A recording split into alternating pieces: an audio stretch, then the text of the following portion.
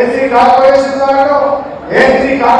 వారిలో 2.5 సంవత్సరాలు ఒక్క స్టూడెంట్ కానీ ఒక్క నిరుద్యోగికి కానీ ఇంతవరకు సహాయం అయినటువంటి పరిస్థితి లేదు. ఇలా అన్ని వర్గాలు మోసం చేసుకుని వచ్చింది కాంగ్రెస్ పార్టీ.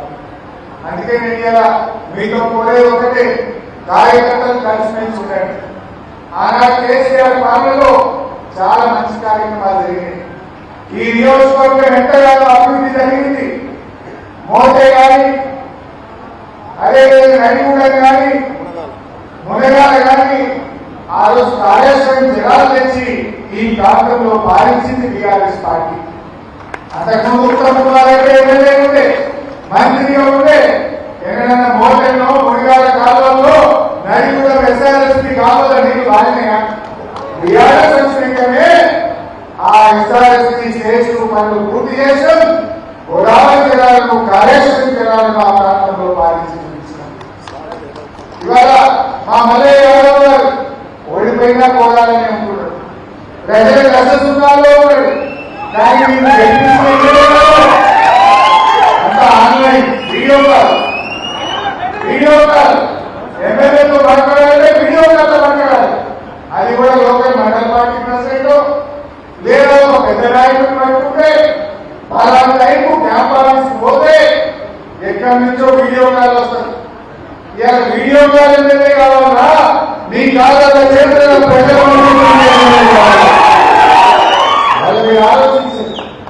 చెప్పుడేమో చాలా చెప్పిండ్రు, ఇలా అంతా ఉంటుంది. 2 రోజుల కోసం వస్తుంటారు.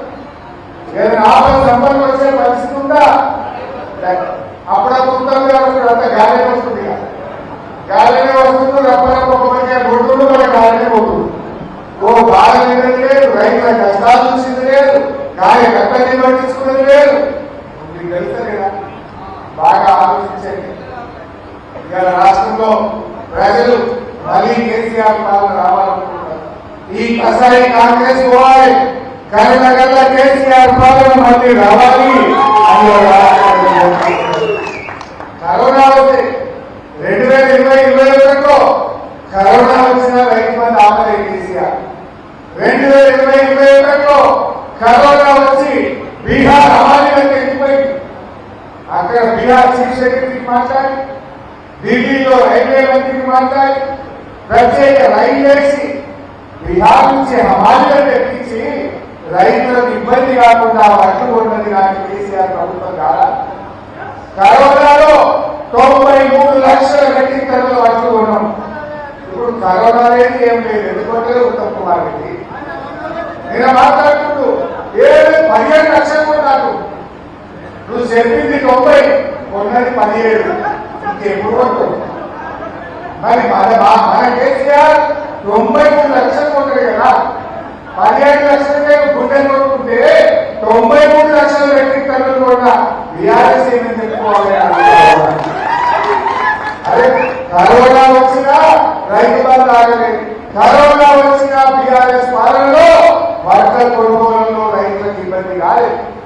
ఈ కాంగ్రెస్ కరోనా కంటే డేంజర్ అయిపోయింది. కరోనా మనుషుల ప్రాణాలు తీసింది. కాంగ్రెస్ రైతుల ఉసురు పోసుకుంటా ఉంది, రైతులను ఏడిపిస్తా ఉన్నది. ఇలా రైతులకు అన్ని కష్టాలు. ఎరువు బస్తాలు కావాలంటే కష్టాలు, ఎరువు బస్తాలు కావాలంటే కష్టాలే, కరెంటు కష్టాలు, సాగునీటి కష్టాలు, రైతు బంధు కష్టాలు, పంట అమ్ముకోవాలంటే కూడా కష్టాలు. మీకు కోలాతో ఆటోస్ కేంద్రానికి యూరియా అమ్మలేవాడు. యూరియా అమ్మద్దన్నాడు రేవంత్ రెడ్డి. యూరియా అమ్మద్దనుకున్నాడు. యూరియా కూడా బంగారం దొరుకుతుంది కానీ యూరియా దొరకలేదు రేవంత్ కాలంలో. ఇవాళ ఏదైనా షాప్ పోతే యూరియా అమ్మడు బంద్ పెట్టింది, బ్యాగ్ పెట్టింది. మరి కూరగాయలు పండించే రైతులు ఉంటారు, బత్తాయి తోటలు ఉంటాయి, చెరుకు తోటలు ఉంటాయి, పామాయిల్ తోటలు ఉంటాయి. మరి వాళ్ళకి యూరియా పడ్డా మళ్ళీ వేయాల్సిందే కదా. అంటే ఇవాళ ఈ ప్రభుత్వం యూరియా సరఫరా చేయడం చేతగాక మొన్నటి యాప్ పెట్టింది, ఇప్పుడేమో బ్యాగ్ పెట్టింది. మొత్తానికి యూరియా బిడ్డలు యూరియా బ్యాగ్ పెట్టావు. రేపు రైతులకు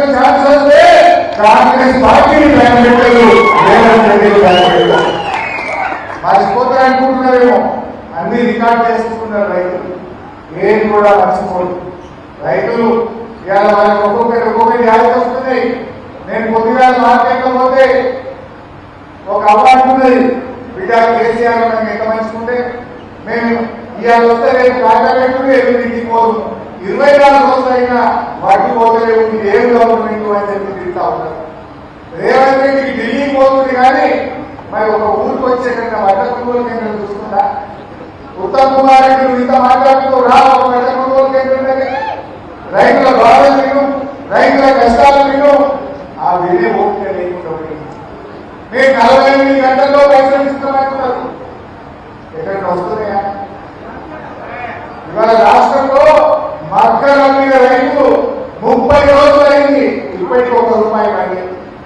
శనిగల మీద రైతులు 40 రోజులు అయింది, ₹1 పని. సన్ఫ్లవర్ మీద రైతులు నెల రోజులు దాటింది, ₹1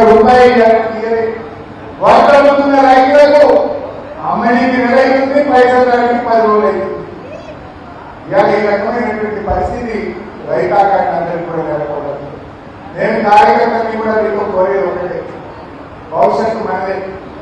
కాంగ్రెస్ అనేది చాలా మనకి ఎట్లా సతాయించాలో, ఏ రకంగా బిల్లు లేకుండా ఇబ్బంది పెట్టాలో, ఏ రకంగా పోలీస్ స్టేషన్ అక్కడ కేసులు పెట్టాలో.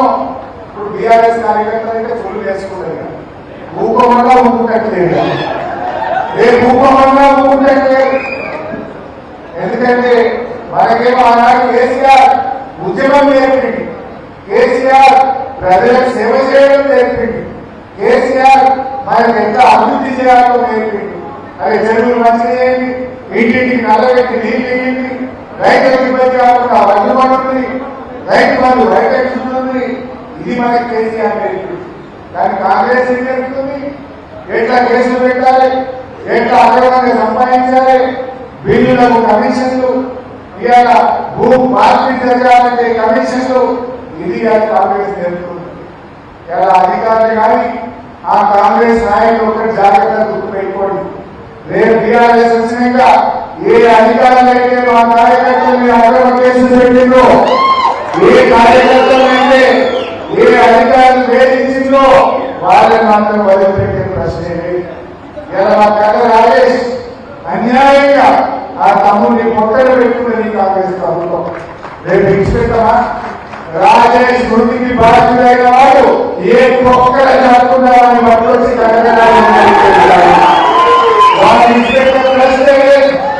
దానికి తగిన మూల్యం చెల్లించాల్సి వస్తుంది. తగిన దగ్గర పడేదిగా సగం పీరియడ్ అయిపోయింది. ఇక ఏమున్నాయి కాదంటే మనం చూసినాం కదా, ప్రభుత్వాలు మారుతున్నాయి. బెంగాల్లో మారింది, కేరళలో మారింది, తమిళనాడులో మారింది, రేపు తెలంగాణలో కూడా మార్పు మొదలైంది. ఖచ్చితంగా మార్పు వస్తుంది, మళ్ళీ కేసీఆర్ పాలన వస్తుంది. కాంగ్రెస్ పోవాలి, కేసీఆర్ రావాలి. ఇది రాష్ట్ర వ్యాప్తంగా ఉన్న నినాదం. అందరికీ కలిసి పనిచేద్దాం. చిన్న చిన్న భేదాభిప్రాయాలుగా కార్యకర్తలు పక్కన పెట్టండి. మన లక్ష్యం కేసీఆర్ కావాలి, మన లక్ష్యం బీఆర్ఎస్ పార్టీ గెలిపోతారు. దానికోసం అందరం కలిసి పనిచేద్దాం. అందరం కలిసిమెలిసి పనిచేయండి. ప్రజలు సిద్ధంగా ఉన్నారు, మనం తయారు కావాలి. ఇప్పుడు మీరందరూ పోలింగ్ బూత్ ఏజెంట్లు పెట్టుకున్నారు. మనం ఆ పోలింగ్ బూత్ ఏజెంట్లు ఎస్ఐఏ సర్వే జరుగుతూ ఉంది. ఎస్ఐఏ సర్వేలో ఓట్లు తీసేసే ప్రక్రియ జరుగుతూ ఉంది. మన బీఆర్ఎస్ కార్యకర్తలు, బీఆర్ఎస్ అభిమానులు, బీఆర్ఎస్ కుటుంబ సభ్యులు ఓట్లు పోకుండా మీరు జాగ్రత్త పడాలి. ఎవరికంటే కొత్తగా మన ఇళ్లలో 18 ఏళ్ళు వస్తే ఆ పిల్లలకు ఓట్లు రాయించాలి. ముఖ్యంగా గ్రామ కమిటీ అధ్యక్షులు కానీ, పోలింగ్ బూత్ ఏజెంట్లు కానీ మీరు ఎంత క్రియాశీలకంగా ఉంటే రేపు బీఆర్ఎస్ గెలుపు అంత సులువైంది. నిన్న ఉండొచ్చు పోలింగ్ ఏజెంట్లు కూడా. మన మల్లన్న గారు ప్రతి బూత్ కు పోలింగ్ ఏజెంట్ పెట్టి పార్టీ ఆఫీస్ లో లిస్టింగ్ చేయండి. ఆ పోలింగ్ ఏజెంట్లు మీ యొక్క పోలింగ్ ఆఫీసర్ టచ్లో ఉండి మన కార్యకర్తలు, బీఆర్ఎస్ అభిమానులు, బీఆర్ఎస్ ప్రేమికులు వాళ్ళ ఓట్లు పోకుండా చూసుకోవాలి. వాళ్ళ ఇళ్లలో ఎవరికైనా ఓటు లేకపోతే కూడా రాయించి మన కార్యకర్తలను మన పార్టీ అభిమానుల ఓట్లు మనం కాపాడుకోవాలి. ఇప్పుడు నిర్లక్ష్యం